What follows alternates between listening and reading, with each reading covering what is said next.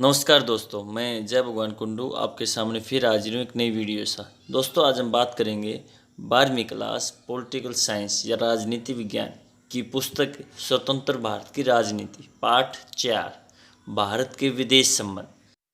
इसके अलावा दोस्तों हम बताएंगे भारत के प्रथम विदेश मंत्री जवाहरलाल नेहरू से लेकर वर्तमान विदेश मंत्री जयशंकर तक के बारे में कुछ जानकारी देंगे। अगर दोस्तों अब तक आपने ओम ज्ञान कुंडू को सब्सक्राइब नहीं किया तो कर दीजिए ताकि आपको आने वाली वीडियो की जानकारी मिल सके। इसके अलावा दोस्तों हम अपडेट जानकारी भी देंगे जो आपके एग्ज़ाम में भी बहुत यूज़फुल होंगी।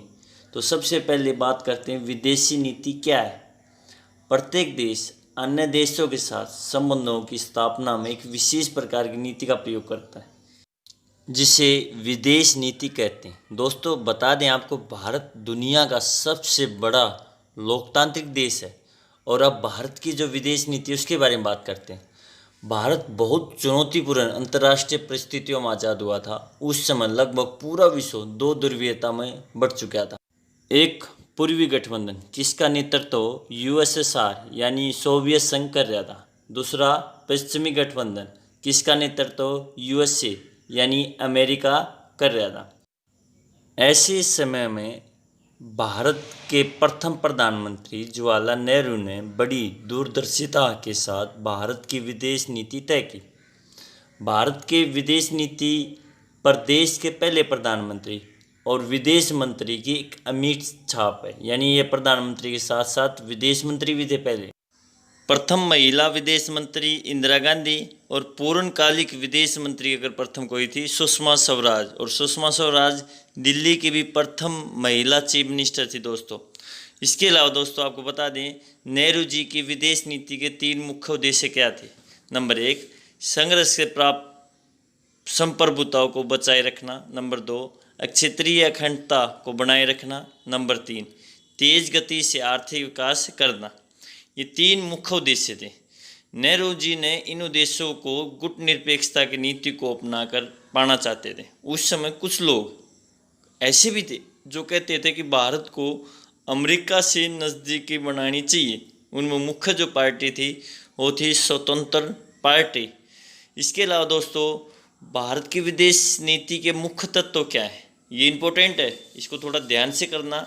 सबसे पहला गुट निरपेक्षता, दूसरा है वसुदेव कुटुंबकम, तीसरा है अंतर्राष्ट्रीय मामलों में स्वतंत्रता पूर्वक और सक्रिय भागीदारी निभाना, चौथा है पंचशील, पांचवा है निशस्त्रीकरण, छठा है अंतर्राष्ट्रीय विवादों का शांतिपूर्ण हल चाहता भारत, और सबसे बड़ा 7वां पॉइंट आपको बता दें साम्राज्यवाद का विरोध करता है। तो ये थी भारत की कुछ विदेश नीति की कुछ मुख्य तत्व। अब बात करते हैं पंचशील समझौता। 29 अप्रैल 1954 को भारत के प्रधानमंत्री जवाहरलाल नेहरू और चीन के प्रमुख चाउ एन लाई के बीच द्विपक्षीय समझौता हुआ। उस समय निम्नलिखित 5 बिंदु थे, इसलिए इसको पंचशील समझौता कहा गया। नंबर 1 एक दूसरे के विरुद्ध आक्रमण न करना। नंबर 2 एक दूसरे के आंतरिक मामलों में दखल अंदाजी न करना। नंबर 3 एक दूसरे के क्षेत्रीय अखंडता का आदर करना। नंबर 4 समानता और आपसी मित्रता का भाव रखना या मित्र की भावना रखना। नंबर 5 शांतिपूर्ण सहअस्तित्व। दोस्तों उस समय नारा दिया गया था हिंदी चीनी भाई भाई, लेकिन वर्तमान कंडीशन अगर देखा जाए तो कह सकते हैं हिंदी चीनी बाय बाय। एफ्रो एशियाई एकता सम्मेलन या बांडुंग सम्मेलन, प्रथम एफ्रो एशियाई एकता सम्मेलन इंडोनेशिया के शहर बांडुंग में 1955 में हुआ। ये नेहरू जी की एशियाई और अफ्रीकी नव स्वतंत्र देशों की एकता का प्रयास था। यहीं से 1961 में बेलग्रेड में गुट निरपेक्ष आंदोलन के रूप में स्थापित हुआ। भारत में गुट निरपेक्ष नीति अपनाते हुए 1956 में मिस्र के खिलाफ ब्रिटेन के हमले का विरोध किया था, जो स्वेज नहर, जो सबसे बड़ी नहर है दुनिया की, का राष्ट्रीयकरण करने के खिलाफ था। दोस्तों आपको बता दें बांडुंग सम्मेलन की दूसरी बैठक 2005 में हुई थी, जो कि इसकी 50वीं वर्षगांठ थी और उसमें 106 देशों ने भाग लिया था। और तीसरा बांडुंग सम्मेलन 2015 में जो 60वीं जयंती के अवसर पर हुआ और इसमें 109 देशों ने भाग लिया था। तो एफ्रो एशिया जो सम्मेलन था यहीं से गुटनिरपेक्षता का जन्म हुआ था। दोस्तों अब बात करते हैं भारत और चीन के संबंध की। 1949 में चीनी क्रांति के बाद चीन की कम्युनिस्ट सरकार को मान्यता देने वाला भारत पहले देशों में से एक था। नेहरू ने चीन से संबंध बनाने की पहल की थी। उप प्रधानमंत्री और तत्कालीन गृह मंत्री सरदार वल्लभ भाई पटेल को इस पर संदेह था और ये मानता था कि चीन भारत पर कभी भी आक्रमण कर सकता है। नेहरू का मत इसके विपरीत था और ये था कि इसकी संभावना नहीं है। हालांकि बाद में सरदार वल्लभ भाई पटेल की बात जो सच साबित हुई। दोस्तों इसके अलावा आपको बता दें जब 1950 में चीन ने तिब्बत पर अपना नियंत्रण या कंट्रोल कर लिया, कब्जा कर लिया उसके ऊपर, तो तिब्बती जनता ने इसका विरोध किया। भारत ने इसका खुला विरोध नहीं किया। तो तिब्बती धार्मिक नेता दलाई लामा ने अपने अनुयायियों के सहित भारत से राजनीतिक शरण मांगी।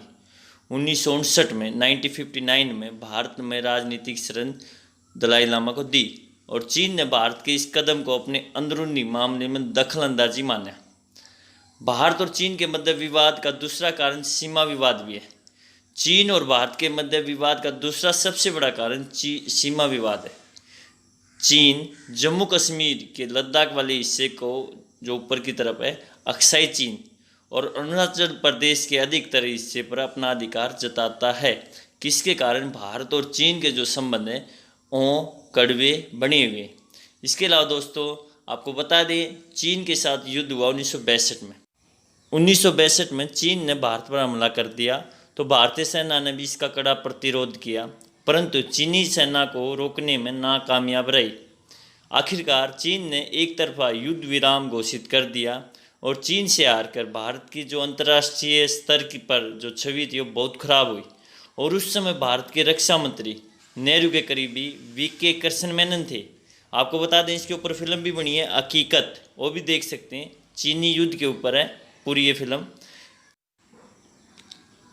1976 में राजनीतिक संबंध बनाने शुरू किए चीन के साथ।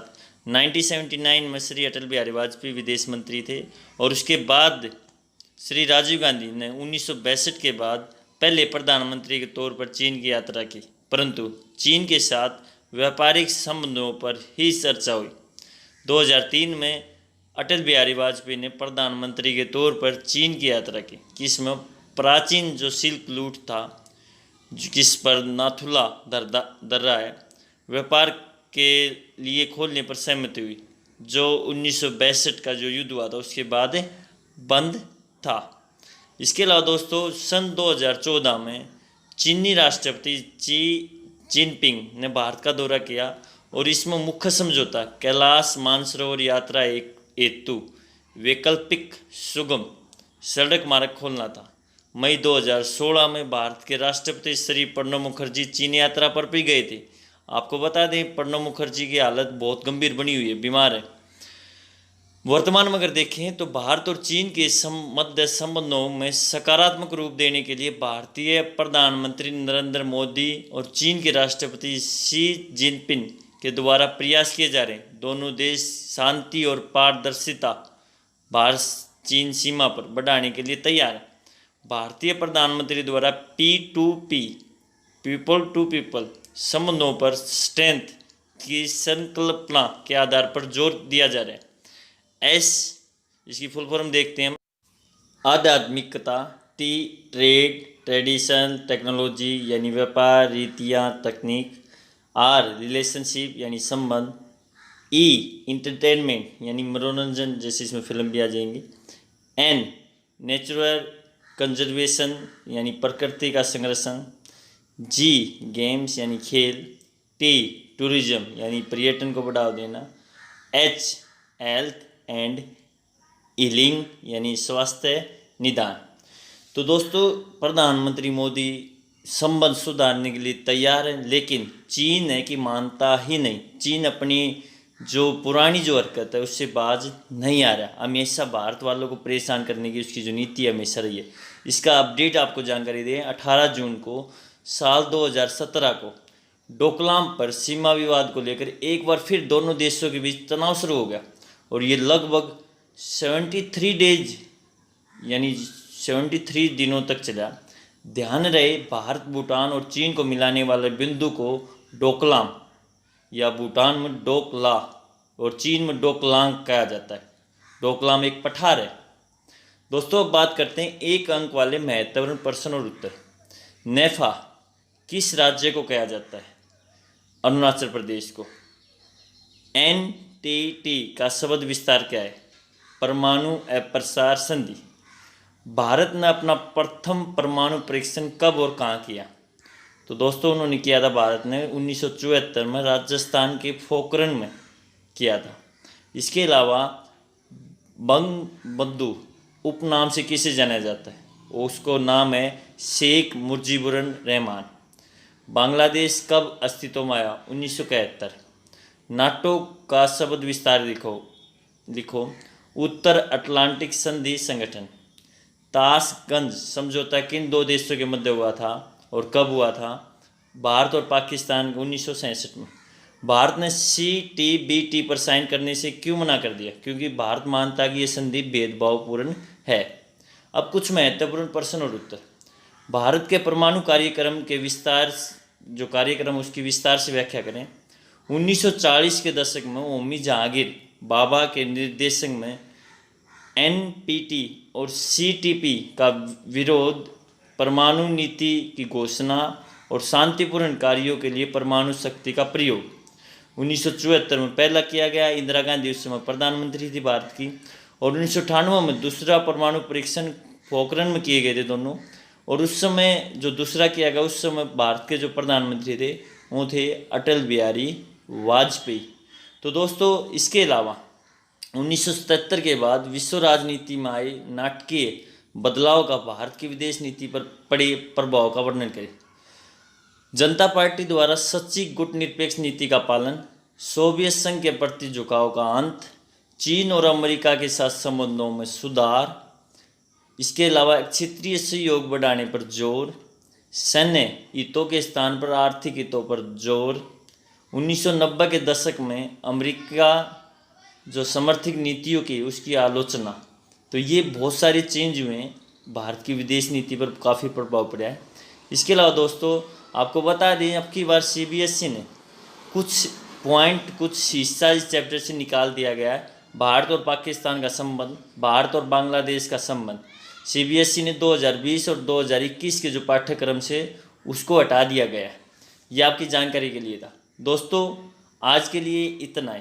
हम जल्द हाजिर होंगे एक नई वीडियो के साथ। तब तक अगर आपको कोई क्वेश्चन है, कोई डाउट है, वो ज़रूर हमें लिखिए, हम उनका आंसर ज़रूर देंगे और अपना फीडबैक भी ज़रूर दीजिए। तो आप सभी को नमस्कार, प्रणाम, जय हिंद, जय भारत।